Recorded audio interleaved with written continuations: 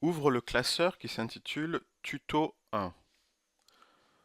On va travailler tout d'abord sur la première feuille, que l'on va rebaptiser Facture. Alors fais pause et rentre les données qui sont indiquées sur cette feuille numéro 1. On va mettre en forme la ligne numéro 4 en mettant des bordures. Et pour cela, on va utiliser la bordure ici épaisse. On va le faire pour chacune des cellules.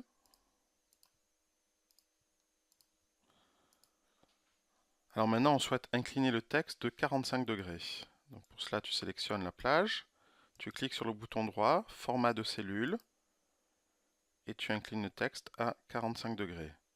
Au passage, on souhaitera également que le texte soit centré verticalement.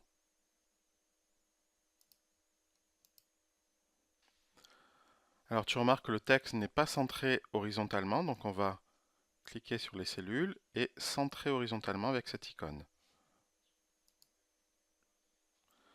Alors on va mettre en gras et on va agrandir la police à 14.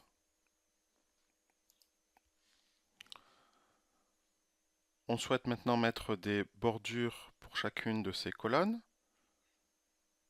Donc on va cliquer sur ici la bordure épaisse. Alors au lieu de réutiliser ce bouton, on peut utiliser cette icône-là qui va permettre d'utiliser la mise en forme qu'on a déjà utilisée. Donc je clique là-dessus, je sélectionne la première cellule, la première colonne, et je vais reproduire ça sur chacune des colonnes.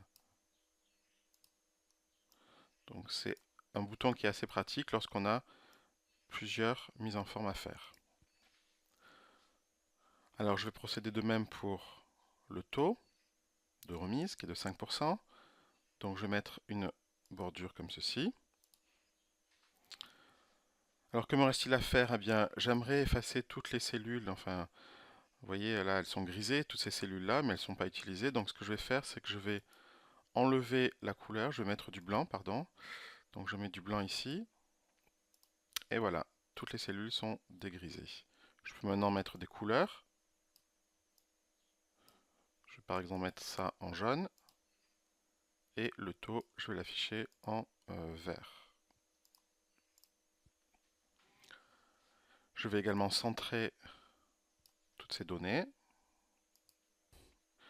Je vais maintenant spécifier que les prix sont en euros, sont exprimés en euros. Alors, soit je le mets directement dans la cellule prix, donc je marque euro avec le symbole, avec les touches CTRL ALT E, soit je l'insère directement dans la colonne où il y a les prix. Pour cela, je clique sur le bouton droit, je fais format de cellule, je vais dans nombre et dans monnaie, je cherche le symbole euro lié et ici j'ai mis 2 décimales après la virgule. Ça me convient, je clique sur OK. Voilà, tous les prix sont en euros. Ou alors j'ai une autre possibilité, c'était d'utiliser ce symbole ici, symbole monnaie. Alors je vais le faire, alors, je reviens en arrière. Pour revenir en arrière, on utilise CTRL Z.